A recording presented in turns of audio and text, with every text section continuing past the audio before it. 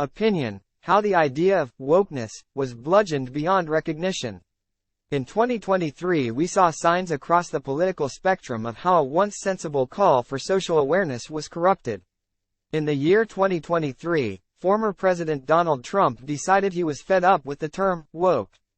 At a rally in June, he said, "I don't like the term woke, because I hear woke, woke, woke. You know, it's like just a term they use, half the people can't even define it. They don't know what it is." It was a striking admission from a demagogue who had long used the term to whip up reactionary fury over a supposed social revolution. Given that Trump doesn't back away from language because it's unclear or tainted by bad faith usage, his lament hinted at exhaustion, the realization that so-called wokeness can't be milked for fearmongering the way it once could. This is not a prediction that woke is about to disappear from the popular lexicon. Merely hours after Trump decried the overuse of woke, he used it in a town hall to criticize U.S. military readiness. Even so, Trump's complaint about woke is a useful signpost for understanding the decline of a contentious term. The term came out of black activism and music in the early 20th century, with the phrase, "stay woke," signifying elevated consciousness or an admonition to be vigilant in response to the insidiousness of white supremacy. In the 2010s it gained broader use, with the term related to but distinct from the criminal justice reform movement that gripped America from the mid-2010s through 2020. The protest movements and associated commentators sometimes used #StayWoke as a slogan to refer to alertness to systemic racism and other systems of oppression. After the murder of George Floyd, the concept was metabolized by the mainstream. First it was taken up by white liberals and corporate America, who saw it as a call to take bigotry more seriously. Shortly thereafter there was a right-wing backlash, and eventually woke became almost exclusively used by people on the right who deployed it as a slur designating the excesses of the left and a boogeyman to organize reactionary energy. Today some people on the right still use the word, but Trump's fatigue hints at a growing sense that overuse has degraded its power as a term of derision. The term woke has been broken. It has been bludgeoned beyond recognition by the right. But that's just part of the story. Before it was completely wrested by the right, liberals and corporations had appropriated and transformed the slogan from an appropriate call for social awareness into a set of beliefs and practices that conflated largely symbolic acknowledgments of inequality with sweeping social change. More people are catching on to how that never amounted to much, and at times was an outright scam when exploitative corporations or enemies of progress like the CIA cloaked themselves in the language of awareness of social injustice. Mainstream commentators this year dissected the limitations of woke capitalism and the rare tangible programs of the era. The explosion in day and day type initiatives in the private sector are now receding. Their longer-term legacy might in fact be defined by the backlash to them. Black and anti-racist leftists have long warned against modes of change that focus on symbolism and are vulnerable to capture by elites. Much of the effort to raise consciousness about oppression was well-intentioned, but it was a far cry from the radical social change needed to create a meaningfully anti-racist, egalitarian society. Either way, it's evident that superficial or dishonest actors in liberal and conservative America have gotten most of what they were going to get out of woke. They have rendered it a dead end. First, let's discuss the current status of the word woke on the right. That the term has become cloying even to those who delighted in weaponizing it is a sign of how badly it's been abused. Initially, in a bid to build a backlash against rising anti-racist sentiment on the left, the right began to invoke the term as a harbinger of the demise of conservative white America. The war on woke was, and still is, being waged through Republican attacks on DEI initiatives and educational curricula and the circulation of books with content focused on people of color and queer experiences. At the same time, the meaning of woke was diluted to signal the undesirability of virtually anything vaguely progressive. At one point or another, wokeness has been used to explain mass shootings, military recruitment woes, the collapse of banks, and for some reason the Titan submersible tragedy. Florida Governor Ron DeSantis' presidential campaign launch was so packed with anti-woke jargon that it was hard to understand. Some right-wing nationalists also seem to use the term to cloak vulgar racism, such as when Fox News host Laura Ingraham described a predominantly black Christmas dance performance at the White House as woke nonsense, intended to offend, but gave no substantive explanation as to what her objection was. Unsurprisingly, a word conservatives used to mean anything made it harder for them to explain and defend their agenda.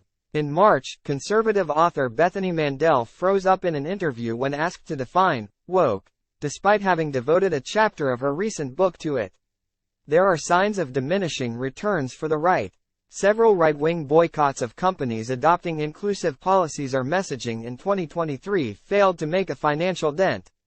Polling this year indicates that woke is not a strong basis for right-wing messaging, and Republican presidential candidates have begun to cool on it, perhaps in accordance with that realization. Right-wing activist groups animated by the anti-woke agenda hit a wall in school board elections this year. Perhaps the well is drying up. Outside of right-wing spaces, the term woke is dead. A lot of the reason for that is because the right has successfully made the term radioactive. But some of its collapse is also tied to the way that the slogan was mutated and bankrupted in predominantly white liberal spaces. I am not talking about the criminal justice reform movement, which had mixed results but was focused on specific, tangible policies. I'm talking about the subculture that was spurred by that movement but was oriented toward a broader reckoning with how racism was systemic and deeply embedded in American history and institutions. In that moment, particularly in 2020, there was an opportunity for a huge mass of people to join or start organizations, campaigns and sustained protest movements around reparations and fighting racial inequality in housing, in the schooling system, in access to a clean environment, and many other spheres of life.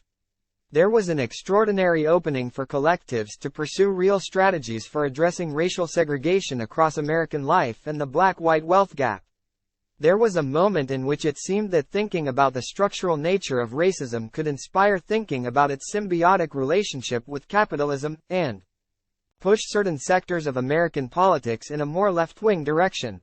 Instead, we got a subculture I call recognitionism. The overarching focus of this subculture was advocating for individuals and organizations to show that they recognized the existence of systems of oppression. This focus effectively cast aside the issue of taking collective action or pursuing policies that would address the roots of those systems. Instead of seeing woke as a mandate to do something big, this group remained stuck in the zone of awareness and crafted a culture of intricate signaling. The recognitionist set took anti-racist educator Robin DiAngelo as their prophet and homed in on approaching anti-racism through the lens of awareness, education and DEI-type initiatives. They encouraged placing black squares of solidarity on Instagram, circulated reading lists about the history of racism, and agitated for the adoption of vocabulary like privilege checking, white fragility, and centering BIPOC voices. They located the site of change in interpersonal dynamics, avoiding microaggressions, learning how to listen to people of color, which was always incoherent and patronizing advice since marginalized groups are not monolithic. Most the actions they took were focused on representation, not in a democratic sense, but in terms of identifying symbolic opportunities to combat white supremacy. They lobbied for diversity and inclusion in professional and elite spaces, leadership and hiring at major white-collar businesses, in the arts, on cultural panels, university curricula and at award ceremonies. There were calls to buy products from black-owned businesses, but none of it was organized in a durable manner. Offensive depictions of racism were scrubbed from old television shows streaming online. Real estate brokers stopped using the term master bedroom. Corporations showed they were woke by using socially conscious themes in advertising fast food and soda. Doing the work was in fact mainly about reading and becoming better at all of activities. Ironically, this subculture's approach to recognizing systemic oppression undermined its claim to understanding how it works. Structural racism cannot be rooted out through one-off voluntary acts in education, but through sustained organizing targeted at political economy and public policy.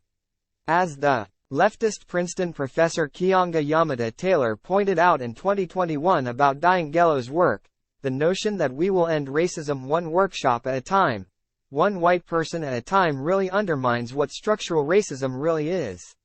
Racism in real estate, housing, employment and beyond isn't because there are not enough nice white people in the world. The entire point is that it doesn't matter. If you are nice or not nice, capital relies on racism to extract, exploit, accumulate, and profit. While many recognitionist rituals were well-intentioned and a net good for society, fewer microaggressions and more diverse film casts are good things.